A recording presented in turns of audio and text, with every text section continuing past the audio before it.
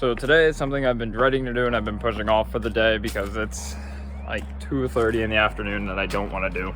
But we gotta fix the old car. There's something wrong with it. Well, it blew up last night. But underneath my intake is my turbo inlet piping, which is right here, and it disconnected right underneath the intake manifold. So my car has absolutely zero boost right now, so that's not a good thing because it runs very, very poorly without boost because diesels literally require the boost to basically even make any power. Don't mind my hair, I don't know what the hell it's doing. And before we get into the video today, be sure to slap a like on the video and be sure to subscribe. It really does help me out a whole lot. If you guys could do that, that would be absolutely legendary. And without further ado, let's continue back into the video. So to start off, we got to get this intake off in order to even work on it. And this isn't the first time that I've ever had this problem. I think this is probably like the 6th or 7th time that I've had a disconnected boost line, basically, and it's starting to become a bit.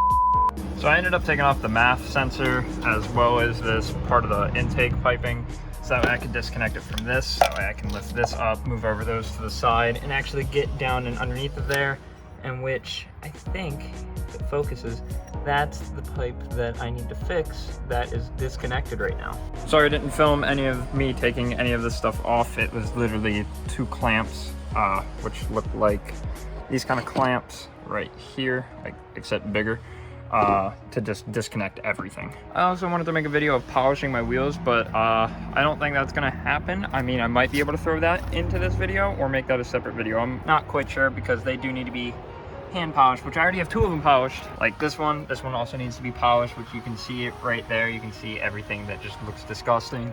But this one I just polished not that long ago, and I just need to clean up like some of the inner spokes and stuff and actually just give this wheel a nice old bath. But at this point, I think I'm gonna make that a separate video as, yeah, I feel like cramming it into one video would just be bad. Also, peep my front lip that broke off, which I might be able to salvage and actually put back on.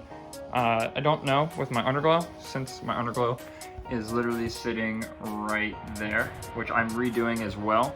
Shout out the logo. They're sending me a new front lip kit, or not front lip kit, but a front LED strip kit, so that way I can redo them.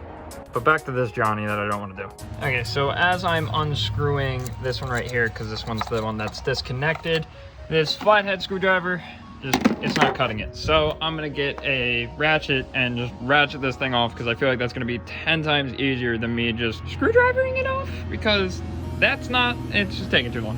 After using this little guy, the 8mm with 1/4-inch drive, worked out so much better. So I didn't take it off fully, but I'm sorry if you can hear my dad. My dad's cutting down a tree. Yep, there it goes. Yeah, so I didn't take it off fully, just so I can still slide it over the silicone piping and over as this piping as well. Just that way I can retighten it back on, which I don't know if you guys are gonna be able to see it, but yeah, that's where it needs to connect to. That is where I'm having some boost problems. Thanks, truck. Thanks. Trying to record.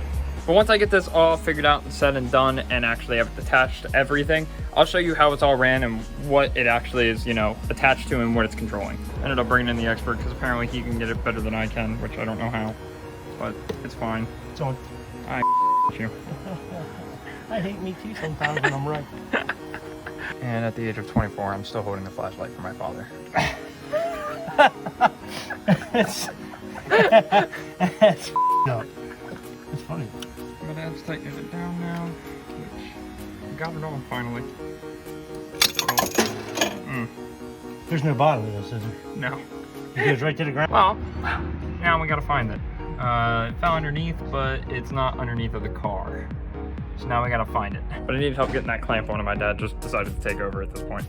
So we have these little magnet things, and we extended it, and it sat right behind where my shift linkage is, right behind there in like a small cubby, and then we sent it through right where the ground is, right back there.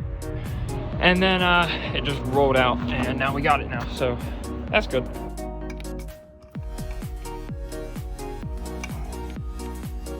Got everything attached, and I think that's everything, so we're gonna take it for a test run. So now I'm about to take it for a test run and make sure, wow, my compressor would kick on. But make sure everything runs perfectly smooth and fine with no problems. Hopefully I don't blow it off again. Let's hope not. Dash light's looking fine. I mean, except that one shouldn't be blinking, but I believe that one will go off here in a moment.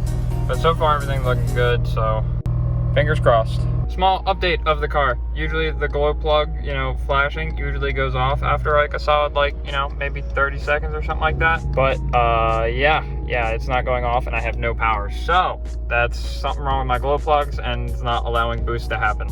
I made it a whole whopping less than a quarter mile from my house. So now I gotta turn around and take it back in and figure out what the hell went wrong. Because what the hell? Well, made it back to my house. Just gotta pull in and figure out why it's acting weird. The light won't show up until I try to hit boost and then the light will show up. So I don't know what the problem per se is. Which I just now revved it and the light came back on. I don't know what's making it do this at all. Because we didn't touch anywhere near the glow plugs. Well, found the problem, and this vacuum hose came disconnected. And it broke. It broke. Wait a minute, we can fix this. So we're trying to get this plastic piece off so we can put the vacuum line over top of it, and hopefully it will then seal itself because it is a vacuum line because it's not doing anything. Yeah, because it's just sucking in air. So let's hope. But this is the problem now, as you guys didn't see, but it went like this and it was just sucking in air, and every time I plugged it, it was fine. That's number 2. We finally got the little tip on, and I got the tip out, so hopefully it should just stay on. All my lights are on. All right, let's hit boost. Nothing. Seems good. How's it holding on? Huh? How's it holding on? It's just a little vacuum, it's just not gonna pop off. Oh yeah, I didn't think so, but Because it popped on. yeah. All right, cool. Like kind of snapped. How you looking? Let me roll some coal for y'all. All right, and now let's go take it for a test drive and see how well it holds up and make sure that I can actually hit boost efficiently now. Remember, safety first. All right, so that's the last of the cars. Let's go ahead and pull out. All right, so we need to get up to speed. We're at 2,000 RPMs, 55 mile per hour speed limit. So let's go ahead and hit some boost. And it's holding. I'd say that's pretty good. All right, we didn't pop off a line or anything. Now we can turn around and do another pull and make sure that everything is going to be A-okay. So let's go ahead and pull off over here into this road, do a U-turn, and head back home. So just romped on it, getting out onto the road because I have a car behind me, and might have pulled out on some sketchy terms, but you know, hit full boost in every gear, and I can tell you this, it's holding real well. If you guys can see here, nothing's bad. It's not limping anymore. I actually have control of my boost now, and it didn't pop off, so that's good. So we got the whole car back. Everything's fine. My dog barking. Everything runs fine. I can hit boost finally. Like I said, the only problem that we had was this little vacuum line we accidentally broke it off, I guess, at some point while fixing this.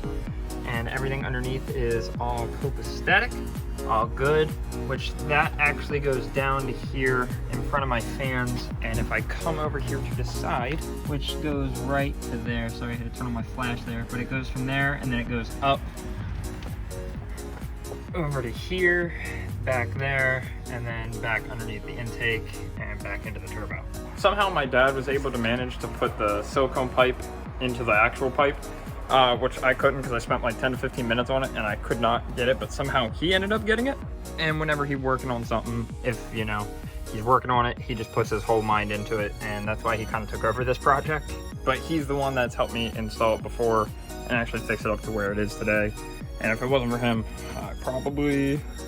this car would be real far behind of being modified. But I think with that all being said and done, I can finally end it all and call it a day. Like I said, for the next video that I will put out, I'm gonna polish my wheels and teach you guys what to use and, you know, my technique of what I do. So I forgot to record an outro after that last clip that you guys just saw, so greatly sorry about that. But if you guys enjoyed this video, be sure to slap a like and comment down below, as it does greatly help me out more than you guys actually know. And if you're new here, be sure to click the subscribe button with the notification bell rung. That way you get a notification whenever I post a new YouTube video or I go live and stream some gaming. So without further ado, I hope you guys have a beautiful night, a wonderful day tomorrow, and as always, doses.